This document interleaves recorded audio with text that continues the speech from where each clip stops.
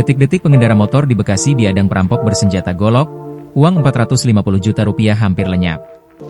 Seorang pengendara sepeda motor pria diduga menjadi korban percobaan perampokan di Jalan Raya Nonon Sontanie, Kecamatan Bekasi Timur, Kota Bekasi, Senin, 10 November 2025, sekitar pukul 11.35 waktu Indonesia Barat.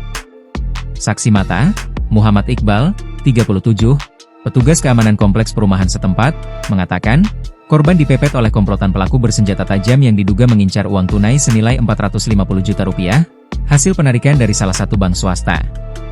Korban habis tarik uang di bank swasta wilayah proyek.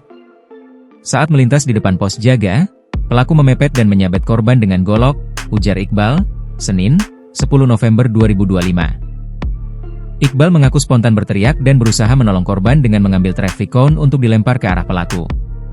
Namun, ia urung melakukannya karena sempat diancam oleh para pelaku. Saya sempat diancam, takutnya ditembak. Akhirnya saya mundur, tapi langsung arahkan korban ke pos jaga, jelasnya. Berdasarkan pengamatan Iqbal, pelaku berjumlah 5 orang yang menggunakan 2 sepeda motor. 2 diantaranya menyerang korban dengan golok, sementara sisanya bertugas mengawasi situasi dan berjaga.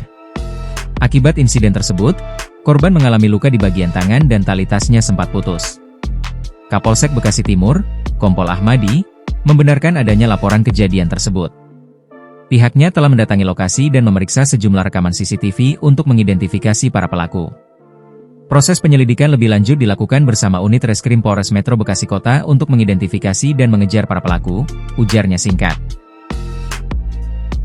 Download Tribun X sekarang, menghadirkan lokal menjadi Indonesia.